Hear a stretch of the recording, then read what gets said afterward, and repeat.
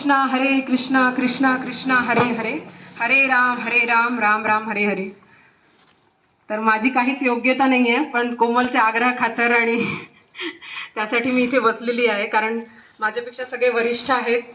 उमा माताजी, भडके माताजी, सातपुते माताजी आणि सगळेच वरिष्ठ आहे. म्हणजे मला काहीच माझी लेवलच नाही आहे काही बोलण्याची.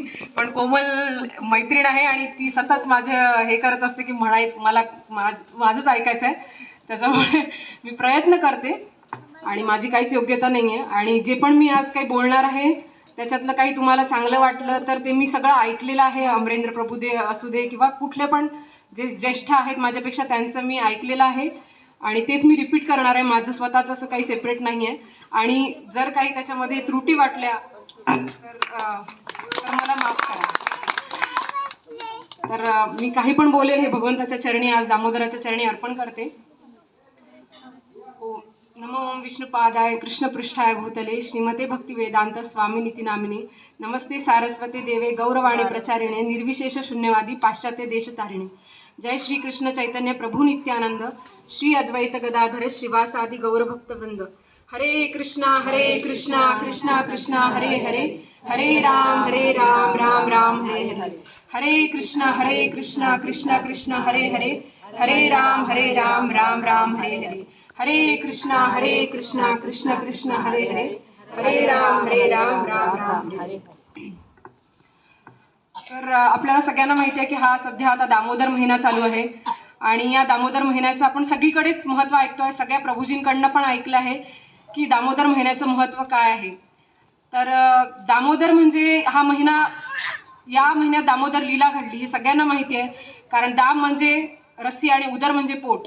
तर यशोदा मातेनी आपल्या कृष्ण भगवंताला पोटाला बांधलेलं होतं. कारण भगवंताची जी लीला आहे आपण ती ऐकलीच आहे सगळ्यांनी, तर मी आज ती परत सांगणार नाही. पण त्या लीलामुळे हे महिन्याचं नाव दामोदर मास असं पडलं आहे. आणि यासोबतच या महिन्याचं नाव कार्तिक मास असं पण आहे. तर कार्तिक मास का पडलं तर कार्तिका ही राधा राणीचं एक नाव आहे. तर कार्तिका या नावावरनं कार्तिक महिना हे नाव पडलं आहे. तर कार्तिक मास हा राधाराणीचा अधिष्ठात्री देवी आहे राधाराणी, त्यामुळे या महिन्याचं नाव कार्तिक मास पडलं. आणि कृष्णाला राधाराणी अतिशय प्रिय आहे. कारण राधा आणि कृष्ण वेगळे नाही आहे. राधा पूर्ण शक्ती, कृष्ण पूर्ण शक्तिमान, दुही वस्तू भेद नाही शास्त्रीय प्रमाण. शास्त्राचं प्रमाण आहे की राधा आणि कृष्ण वेगळे नाही आहे. राधाराणी ही आल्हादिनी शक्ती आहे कृष्णाची. आणि राधाराणी इतकी प्रिय आहे कृष्णाला की कृष्ण भगवंत म्हणतात की सत्यम सत्यम पुन्हा सत्यम सत्यम एव पुनः पुनः विना राधा प्रसादेन मत प्रसादेन लभ्यते. विना राधा प्रसादेन, राधा राणीची कृपा झाल्याशिवाय आपल्याला कृष्णाची कृपा होऊ शकत नाही. त्याच्यामुळे हा कार्तिक महिना हा अनलिमिटेड डिस्काउंट आहे भक्तीसाठी, ज्याच्यामध्ये आपली भक्ती इतकी वाढू शकते. Unlimited discount with a limited period. कारण हा महिना एकच महिन्याचा आहे, त्याच्यामुळे डिस्काउंट अनलिमिटेड आहे. जसं आपण सेलमध्ये जातो आणि भरपूर आपल्याला साड्या खरेदी करतो, हे खरेदी करतो, कारण अनलिमिटेड डिस्काउंट असतो, जितकं घ्यायचं आहे तितकं घेतो. तसंच हा अनलिमिटेड डिस्काउंट आहे. या महिन्यात थोडीशी पण आपण भक्ती केली तर ती आपल्याला खूप फलदायी लाभू शकते. एका पुराणामध्ये मी मागच्या वर्षी सांगितलं एक्झाम्पल की एक उंदीर होता आणि तो मंदिरामध्ये उंदीर चालला होता आणि त्याला घी वगैरे हे खूप आवडतं. तर मंदिरात राधाराणी आणि कृष्णाचा विग्रहाच्या समोर शांत तेवत होती मंद वात आणि ती हळूहळू शांत होत होती. तर त्या उंदराने सहज ती वात ओढायला गेला, पण ती प्रकाशित झाली. ती शांत न होता प्रकाशित झाली आणि तो उंदीर नंतर बाहेर जसा पडला मंदिराच्या तर त्याला वैकुंठातले वैकुंठपती घ्यायला आले. का तर कारण त्यांनी हा महिना कुठला होता, कार्तिक मास होता. कार्तिक मासात केलेलं पुण्य त्याला वैकुंठाची प्राप्ती करू शकते आणि त्यांनी ते नकळत केलं होतं. नकळत जर केलेली भक्ती त्याला एवढी फलदायी होऊ शकते, तर आपण तर कळतपणे भगवंताला दीप अर्पण करतो आहे, तर आपल्याला ती किती फलदायी होऊ शकतं. त्याच्यामुळे हा महिना खूप महत्त्वाचा आहे. तर जसं म्हणतात की राधाराणीचं नाव इतकं भगवंताला प्रिय आहे की रा उच्चारण मात्रेनं यामी श्रवण लोभतात आणि 10 उच्चारण पश्चात ददामी भक्ती योगम भक्ती उत्तमम. तर राधाराणीचं हे नाव रा जसं म्हटलं आपण सगळ्यांनी जर म्हटलं रा तर भगवंत कान देऊन टवकारून ऐकतात, हा पुढे काय म्हणणार आहे. कारण भगवंताला इतकं राधाराणीचं नाव प्रिय आहे की आपण पहिल्यांदा जर रा जरी म्हटलं, दुसरं रामही म्हणायचं असेल पण रा जर म्हटलं तर भगवंताला इतकं ते प्रिय आहे की त्यांना वाटतं की हा पुढे काय म्हणणार आहे, धा म्हणणार आहे का. जसं आपण धा म्हणतो राधा, तसं भगवंत म्हणतात की याला सर्वात उत्तम गती, सर्वात उत्तम भक्ती मी प्रदान करीन. तर हे इतकं भगवंताला आवडणारं नाव आहे राधाराणी. आणि हा असा महिना, त्याच्यामुळे या महिन्यात केलेली भक्तिभावाने केलेली भक्ती ही किती फलदायी होऊ शकते. तर हा दामोदर आणि कार्तिक मासाचं महत्त्व झालं. तर आपण लीला तर ऐकली आहे. तर काल मी निताई सेविनी माताजींचं एक लेक्चर ऐकत होती की दामोदर मास याच्यामध्ये खरं तर आपण 5 एक्झाम देतो आपल्या. खरं तर या पूर्ण आयुष्यातच आपण या एक्झाम देत असतो, 5 एक्झाम्स. ह्या फक्त कार्तिक महिन्यात नाही देत. तर पहिली कुठली आहे? Memory test. जसं या भौतिक जगात आपण एक्झाम द्यायला जातो तेव्हा आपण पाठांतर करून जातो, खूप सारा मेमराईज करून जातो. पण आध्यात्मिक जगात तसं नाही आहे. तुम्ही किती श्लोक पाठ केले, तुम्हाला पाठांतर आहे, याच्यावरनं तुमचं भगवंत परीक्षा नाही बघणार आहे. याच्यावरनं पण बघणार आहे की तुम्ही स्मरण किती करताय. जेव्हा आयुष्यामध्ये प्रॉब्लेम्स येणार आहे, जेव्हा संकट आपल्या समोर येणार आहे, तेव्हा आपण भगवंताला स्मरण करू शकू की नाही, हे महत्त्वाचं आहे. आपण सगळ्यांनी महाअवतार नरसिंह पिक्चर पाहिलाच आहे आणि संस्कार प्रभूजी आले, त्यांच्यामुळे आपल्याला खरं तर हे बघायला मिळालं. तर त्या महाअवतार नरसिंहामध्ये आपण बघतो की प्रल्हाद महाराजांच्या आयुष्यात कितीतरी संकट आली. त्यांच्याकडे काय नव्हतं, त्यांच्याकडे मटेरियल ऑपोलन्स सगळं होतं. त्यांचे वडील हिरण्यकश्यपू, इंद्राला सुद्धा ज्याची भीती वाटत होती, त्यांच्याकडे सगळं होतं, सगळं मटेरियल ऑपोलन्स होते. पण तरी पण ते भक्ती करायचे. आणि ते भक्ती कशी करायचे? त्यांना वरून खाली फेकण्यात आलं, त्यांना हत्तीच्या खाली कुचलण्यात आलं, पण तरीही त्यांनी भक्ती सोडली नाही. ओम नमो भगवते वासुदेवाचा सतत जप करायचे. त्याच्यामुळे प्रल्हाद महाराजांनी भागवतामध्ये काय सांगितलं आपल्याला? दुर्लभम मानुषम देहम. दुर्लभ आहे हे मनुष्य जन्म, इतका दुर्लभ मिळालेला आहे आणि हा असाच वाया नाही घालवायचा. चैतन्य चरितामृतात म्हणतात की राधाकृष्ण ना भजिला जानिया शुनिया विष खाईन. जर आपण मनुष्य जन्म पाहिला राधाकृष्ण ना भजिल्या तर जानिया शुनिया विष खाण्यासारखं आहे. जर आपण या मनुष्य जन्मात, आज मला सांगा कितीतरी आयुष्यात लोकांचे ॲक्सिडेंट होतात, कोणी कुठे होते, आपण होत्याचं नव्हतं होऊन जातं आणि त्या पुढच्या माणसाची गती काय असते आपल्याला काहीही माहीत नाही आहे. तर आज आपल्याला मनुष्य जन्म मिळाला आहे. आपल्याला काही कानाने बहिरा केलाय का देवाने, की डोळ्याने अंधळा केलाय? काही नाही. आपल्याकडे सगळं आहे की उद्याच्या खाण्याची टेन्शन आहे आपल्याला, की बापरे मला आयुष्यात काय उद्या खायला भूक नाही आहे, भूक लागेल तर मी काय खाऊ. सगळ्या गोष्टी आपल्याकडे आहे. पण फक्त आपल्याला काय करायचं? एन्जॉय करायचं लाईफ. पण हे एन्जॉय करून काय मिळणार आहे आपल्याला? मृत्यू तर शेवटी सगळ्यांनाच येणार आहे. अंतकालेचे मावे भगवंत म्हणतात की माझं स्मरण झालं नाही तर मग तुम्हाला नरकामध्येच आहे किंवा दुसऱ्या कुठल्याही. आणि आमचे धर्मराज प्रभूजी मेंटर सांगतात की तुम्हाला स्वर्गाची जरी प्राप्ती केली तरी स्वर्गामध्ये कितीतरी दिवस तुम्हाला राहावं लागतं. स्वर्गाचे कितीतरी वर्ष असतात स्वर्गाचे. जर आपण स्वर्गामध्ये जरी भेटलं आपल्याला खूप पुण्य करून, तरी वापस आल्यावर कलियुग किती वाढलेलं असेल, ज्यावेळेस आपल्याला भक्ताचं असोसिएशन पण मिळणार नाही, भक्तांचा संघ मिळणार नाही, कोणी कथा करणारं पण राहणार नाही, त्यावेळेस आपल्याला काय करणार आहे आपण? त्याच्यापेक्षा आज जर मोमेंट मिळाला आहे तो आपल्याला सार्थक करायचा आहे आणि आज आपल्याला भक्तीमध्ये प्रगती करायचं आहे. तर ही आहे पहिली मेमरी टेस्ट, की प्रत्येक गोष्टीमध्ये आपल्याला भगवंताचं स्मरण करायचं आहे. नाहीतर मग आहे देहिनोस्मिन यथा देहे कौमारम यौवनम जरा. परत कौमार राहायचं, मुलं बालस्तावत क्रीडासक्त तरुणस्तावत तरुणीसक्त वृद्धस्तावत चिंतामग्न तरुणी लग्न कोपीनं लग्न.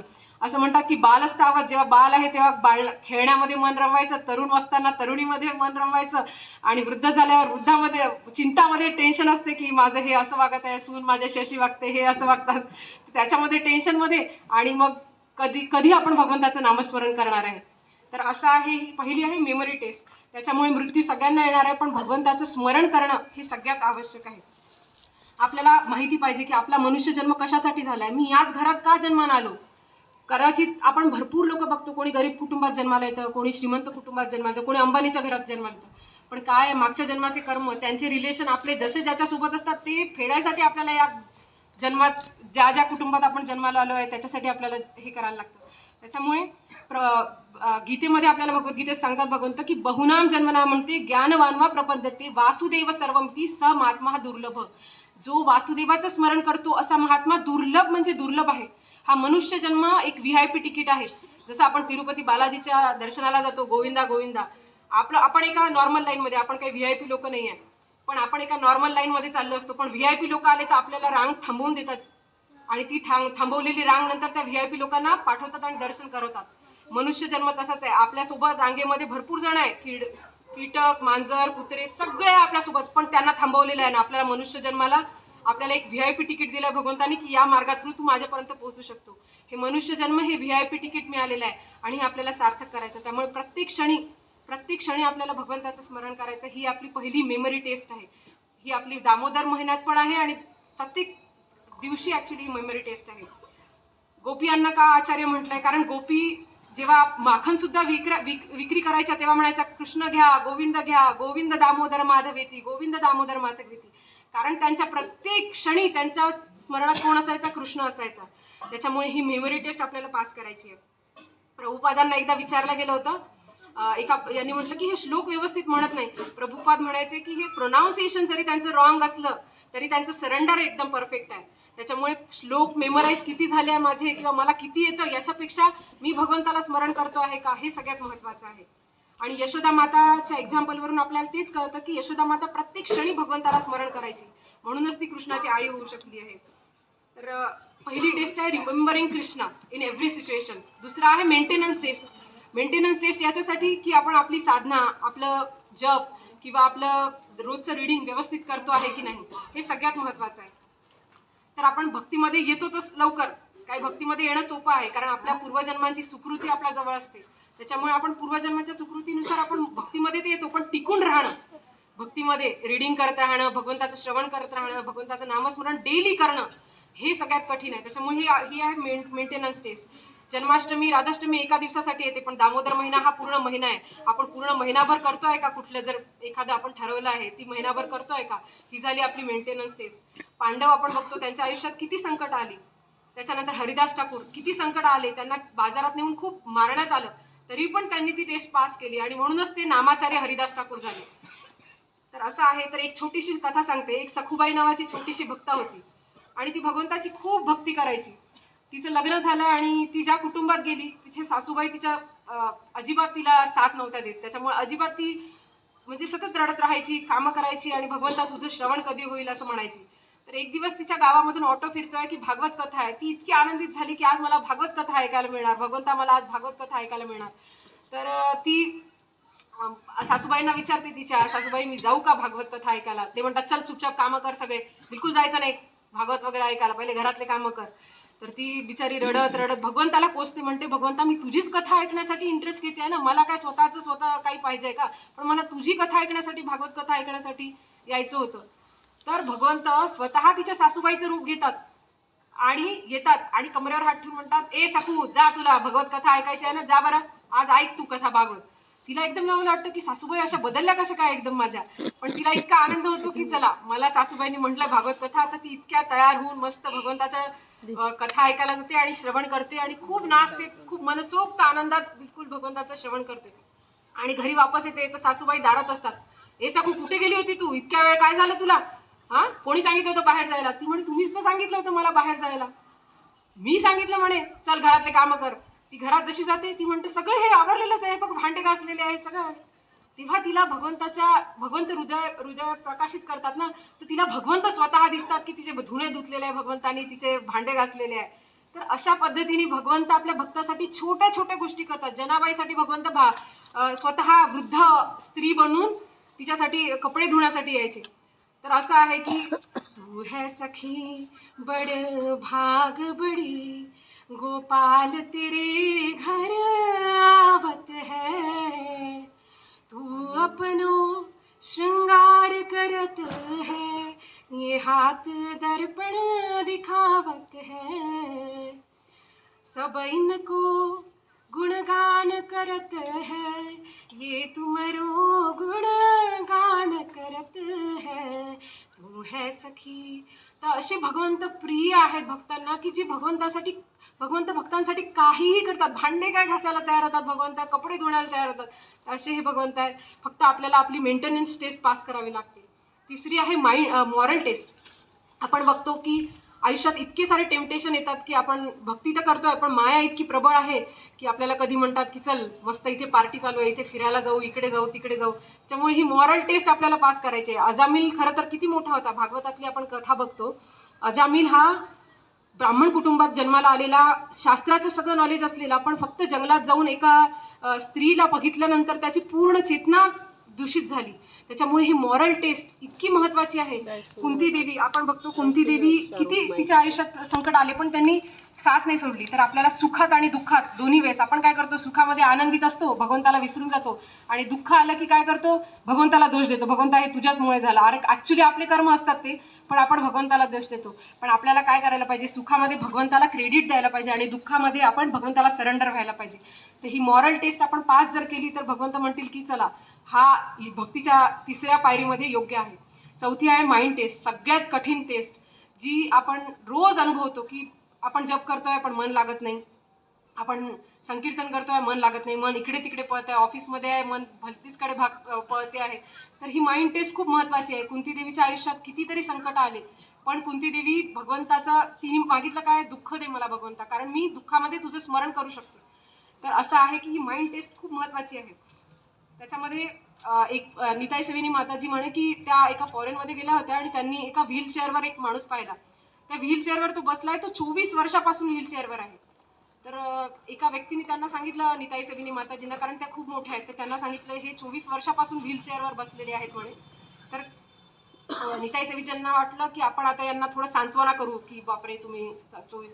तर पण त्यांनी सांत्वना करण्याच्या ऐवजी तो व्हीलचेअरवर बसलेला माणूसच बस काय बोलला, मी माइंड टेस्ट पास केली आहे म्हणे, कारण मी हे व्हीलचेअरवर बसला पण भगवंताची जशी इच्छा आहे तशी, मी भगवंतानी मला असं बनवलं आहे पण मी भगवंताचं स्मरण नेहमी करणार आहे. तर त्यांना इतका आनंद झाला की ही खरंच किती महत्त्वाची टेस्ट आहे माइंड टेस्ट, की आपल्या आयुष्यात जे प्रॉब्लेम्स येणार आहेत त्याच्यासाठी आपण तयार राहिलं पाहिजे आणि त्याच्यामध्ये आपण समाधान मानलं पाहिजे की नाही, मला आयुष्यात जसं भगवंतानी बनवलं आहे त्याच्यामध्ये, तर त्याच्यासाठी आपण शास्त्रांचा आधार घेतला पाहिजे. एक भक्तिविनोद ठाकूरांचं भजन आहे, बोल हरी बोल, बोल हरी बोल, बोल हरी बोल, सुखे थाको दुखे थाको बोल हरी बोल, मानव जन्म मिळे बाय बोल हरी बोल, बोल हरी बोल, बोल हरी बोल, बोल हरी बोल, संपदा विपदे भाय बोल हरी बोल, मनेर आनंद भाय बोल हरी बोल. मनात आनंद असला तरी बोल, सुखात आणि दुःखात बोल, विपदा आली तरी बोल हरी बोल, बोल हरी बोल, बोल हरी बोल. तर आपण हे जर असं आपल्या आयुष्यात ठेवलं तर आपण ही माइंड टेस्ट पास करू शकतो. कारण आयुष्य इतकं कठीण आहे, आयुष्यात प्रॉब्लेम प्रत्येक क्षणी, म्हणतात ना की आयुष्यात प्रत्येक क्षणी हे दुःखालय मशात होत आहे. भगवंतांनी स्वतः भगवद्गीतेत सांगितलं की हे दुःखालय आहे. तर ही माइंड टेस्ट आपल्याला पास करायसाठी. आणि लास्ट आहे फायनल, भगवंताची कृपा, मर्सी, मर्सी टेस्ट, जी आपल्या हातात नाहीये. पण आपल्या हातात एक गोष्ट आहे की जी आलेली कृपा आहे बरेचदा आपल्याला ती ओळखता येत नाही. आपल्या घरी हे संकीर्तन होत आहे, ही काही भगवंताची कृपा नाही आहे का, पण आपल्याला ती ओळखता आली पाहिजे की माझ्या घरी मी भगवंताचा दीपदानचा कार्यक्रम आयोजित करते आहे म्हणजे ही कृपा आहे. पण आपल्याला काय वाटतं की नाही, हा हे काय ठीक आहे आम्ही आयोजित केलं आहे आमचं होऊन, तसं नाही आहे. ज्याच्या आयुष्यात जे घडायचं असतं ते सगळ्यात महत्त्वाचं घडतं. आणि सगळ्यात महत्त्वाचं आहे की भगवंताची जर एखादी गोष्ट आपल्या आयुष्यात घडते आहे ती म्हणजे भगवंताची मर्सी आहे. आता भरत महाराज जे होते भागवतामध्ये, त्यांच्याकडे तर सगळं आहे, त्या भरतावरूनच आपल्या देशाचं नाव भारत आपण म्हणतो. ते भरत महाराजांच्या आयुष्यात सगळं होतं आणि हे सगळं असून त्यांनी त्याग केला आणि ते वनात जाऊन भक्ती करत होते, खूप छान पद्धतीने भक्ती करत होते. पण काय झालं, शेवटी हरणामध्ये आसक्त झाले आणि त्यांचा जन्म, नेक्स्ट जन्म कुठे आला, हरिणामध्ये. तर तेच आहे की भगवंताची मर्सी ओळखता आली पाहिजे. ह्युमिलिटी आणि मॅच्युरिटी या दोन गोष्टींमुळे आपण जर भगवंताची नम्रता, प्रत्येक गोष्टीमध्ये जर आपल्या आयुष्यात काहीतरी आहे तर त्या नम्रतेने आपण ती गोष्ट घेतली पाहिजे. कारण आपण एक गोष्ट लक्षात ठेवली पाहिजे की आपल्या आयुष्यात जर आपण कृष्णाचं नाव जरी घेऊ शकतो आहे तरी ती हरीची कृपा आहे. कृष्ण कृपा हो तभी कृष्ण का नाम ले सकेंगे, कृष्ण कृपा है तभी कृष्ण का नाम ले सकोगे.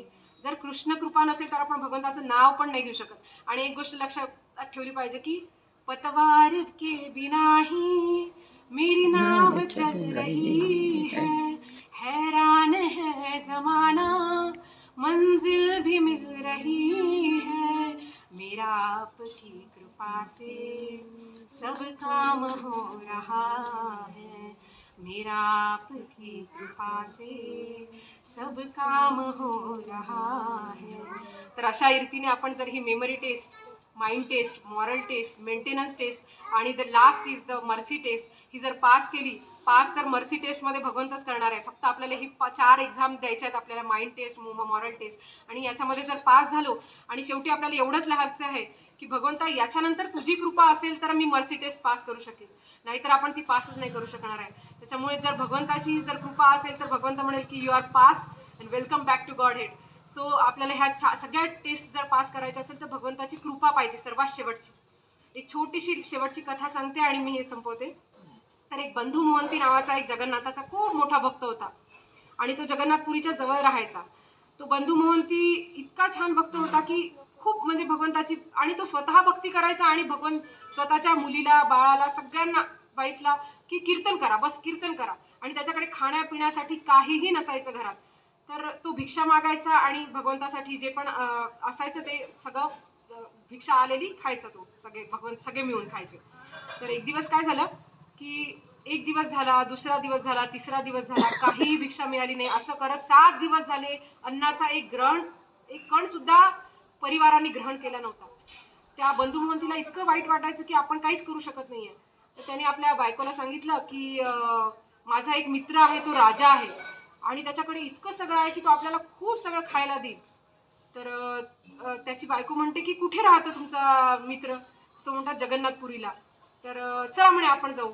तर ते म्हणे एका दिवसात नाही येणार, 5 दिवस चालावं लागेल, पण भजन करत चालावं लागेल, कीर्तन करत चालावं लागेल, तर आपल्याला ते तिथे आपण पोहोचू.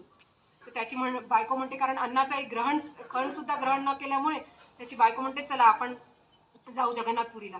तर मग सगळे मिळून जगन्नाथपुरीला जातात आणि भजन करत करत करत करत शेवटी जगन्नाथपुरीला पोहोचतात. आणि तिथे पाहतात तर काय, जगन्नाथाचा एक छान मस्त नीलचक्र बघतो तसा बंधू मोहंती नाचायला लागतो. हरे कृष्णा जय जगन्नाथ जय जगन्नाथ. तो इतका भावविभोर होऊन जातो, कारण जगन्नाथाचे त्याच्यावर खूप म्हणजे कृपा असते आणि तो खूप जगन्नाथाचा प्रिय असतो. तर मग तो म्हणतो की हे बघ, ते नीलचक्र जे दिसतंय ना, त्याच्या खालीच माझा राजा राहतो, माझा मित्र राहतो, तो माझा मित्र आहे बरं का. त्याला मनातून ते इतकं हे वाटत असते की मी तर त्यांना मित्र मानतो, पण जगन्नाथ मला मित्र मानत असतील का. पण म्हणतात जगन्नाथाला मनातून स्मरण करतात आणि म्हणतात की भगवंता, मला कोणालाही दाखवायचं नाहीये की तू माझा मित्र आहे, पण मला फक्त माझ्या बायकोला दाखवायचं आहे की तू माझा मित्र आहे आणि तिला मला प्रसाद ग्रहण करवायचा आहे. तर सगळेजण मस्त नाचत नाचत मंदिरामध्ये जातात आणि तो म्हणतो बघ माझे जगन्नाथ कसे हात समोर करून मला आलिंगन द्यायसाठी समोर उभे आहेत म्हणतात. तर मग त्याची बायको म्हणतो हो खरंच तुमच्यासाठी ते उभे आहेत, आणि दर्शन घेतात आणि खूप छान. बायको म्हणते समोर जा ना. नाही नाही म्हणतो, मी स्वच्छ नाहीये त्याच्यामुळे मी समोर जात नाही, मी इथूनच दर्शन घेतो.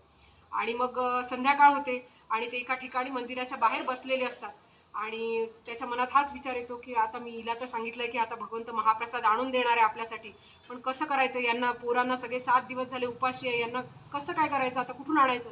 तो जगन्नाथाला प्रार्थना करतो, भगवंत मला कोणालाही दाखवायचं नाही, तू माझा मित्र आहे, फक्त माझ्या बायकोसाठी मुलांसाठी तू महाप्रसाद आण आणि त्यांना अन्न ग्रहण करून दे. तर मग जगन्नाथ तर दीनग्राही भावग्राही सगळे भगवंत आहेत.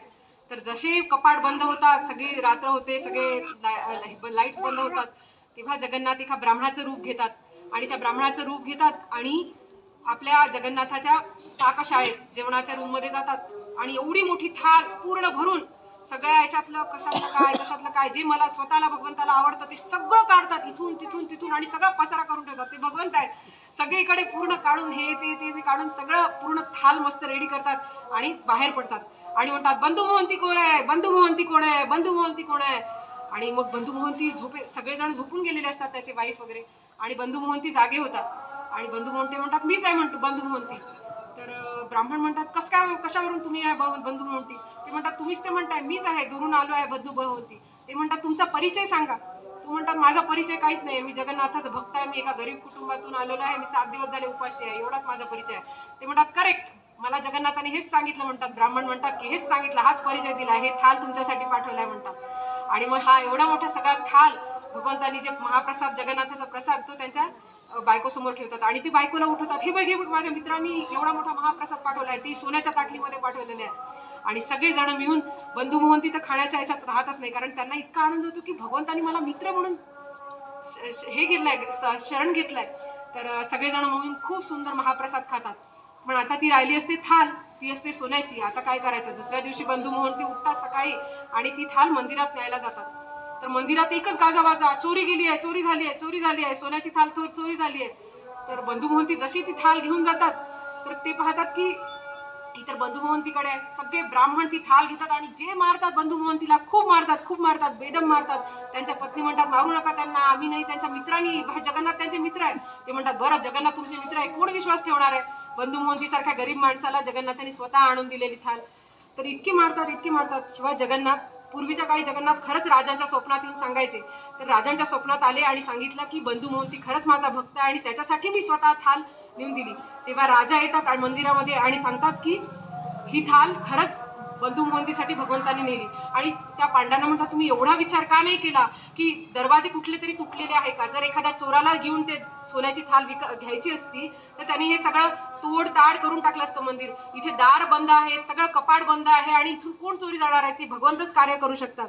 तेव्हा मग बंधू मोहंतीवर सगळेजण विश्वास ठेवतात. आणि आजही असं म्हणतात की बंधू मोहंतीचे जे पूर्वज आहे ते आजही भगवंतांनी सांगितलं की हे माझ्याच मंदिरात सेवा करतील. आणि आजही ते बंधू मोहंतीचे सगळे पूर्वज भगवंताच्या मंदिरात सेवा करतात. इंद्रेश महाराजांनी त्यांच्या कथेमध्ये सांगितलं की बंधू मोहंतीचे भेटून गेले त्यांना जे पूर्वज आहे. तर आजही म्हणजे भगवंत किती दयाळू आहे. तर आपल्याला फक्त भगवंताचं स्मरण करायचं आहे आणि भगवंताचं रोज स्मरण करून, कारण भगवंतांनी काय सांगितलंय आपल्याला, अंतकालेच्या मावेभव, जर माझ्या मृत्यूच्या शेवटी जर तुम्ही माझं स्मरण केलं तर मी तुम्हाला माझ्या धामात नक्की घेऊन जाणार. पण मृत्यूच्या आपण नॉर्मल एक्झाम देतोय भौतिक जगातली, तरी आपण वर्षभर त्याचा अभ्यास करतो आणि मग शेवटच्या क्षणी आपण पेपर सोडवतो. आपल्याला लगेच येतं का असं सगळं की आज मी अभ्यास नाही केला आणि पेपर सोडून आली? होऊच शकत नाही ती गोष्ट. मग आपल्याला ही एवढं मोठं आयुष्य मिळालं आहे आणि शेवटची एक्झाम आपली मृत्यू आहे आणि त्या क्षणी आपल्याला खरंच भगवंताचं नामस्मरण आठवणार आहे का? पण जे जे आपण आयुष्यात केलंय, पार्ट्या केल्या, हे सगळं आठवेल आपल्याला, ते आठवणार आहे का? म्हणून प्रत्येक क्षणी प्रत्येक दिवशी प्रेमानंद महाराजांचं आपण ऐकतो ना की 24 तासातले कमीत कमी 24 मिनिटं तुम्ही भगवंतासाठी द्या, ते शेवटच्या क्षणी तुम्हाला नक्की घ्यायला येते. कारण भगवंत म्हणतात जरी तुम्हाला आठवत नाही, कफ वात पित्त यांनी तुमचं पूर्ण शरीर भरलेलं राहील मृत्यूच्या क्षणी, पण मी तुम्हाला आठवण करून देईन. भगवंत स्वतः अजामिलला नारायण मुलाचं नाव घेतल्यावर जर अजामिलला नेऊ शकतात तर आपण भगवंताच्या माळा करतो, आपण भगवंताचं स्मरण करतो, तर आपल्याला का नाही करणार? त्याच्यामुळे फक्त भगवंताला एकच प्रार्थना करायची, पीतांबरी कसी हो मुखड़े पे एक हसी हो, छवि मन में ये बसी हो, जब प्राण तन से निकले गंगा जी का तट हो, यमुना का वंशीवट हो, राधा रमण निकट हो, जब प्राण तन से निकले. मृत्यूच्या क्षणी फक्त भगवंताचं स्मरण व्हावं म्हणून आपण ही जी आहे आपली प्रिपरेशन आहे, दामोदर मासाचं पालन करणं, 16 माळांचा जप करणं, कीर्तन करणं, श्रवण करणं, भगवद्गीता वाचन करणं, भागवत वाचन, हे फक्त भगवंताची आपल्याला शेवटच्या क्षणी स्मरण व्हावं यासाठी असते. त्याच्यामुळे आज आपण सगळ्यांनी एकच भगवंताला मागायचं दामोदराला की तुझं स्मरण मला आयुष्याच्या शेवटपर्यंत होऊ दे. बस एवढीच आपल्याला मागायचं आहे, भगवंताला दुसरं काही नाही. कारण भगवंताला सगळं माहिती आहे आपल्या मनात काय चालू आहे काय नाही. आपल्याला वेगळं काही मागायची गरज नाही, फक्त तुझं स्मरण मला रोज होऊ दे, एवढीच आपल्याला प्रार्थना करायची. आणि एवढं बोलून माझे 2 शब्द संपवते. जर याच्यातलं काही चांगलं वाटलं असेल तर मी जे ऐकलेलं आहे ते रिपीट केलं आहे आणि याच्यात काही चुका जर झाल्या असतील, त्रुटी 100% झाल्या आहेत, तर ते ॲक्च्युली मला माफ करा. आणि मी भगवंताच्या चरणी प्रार्थना करते की असंच आपल्याला कथा ऐकायला मिळो आणि आपल्याला अशाच भगवंताचा संग मिळत राहो. हरे कृष्णा कृष्णा कृष्णा कृष्णा हरे हरे, हरे राम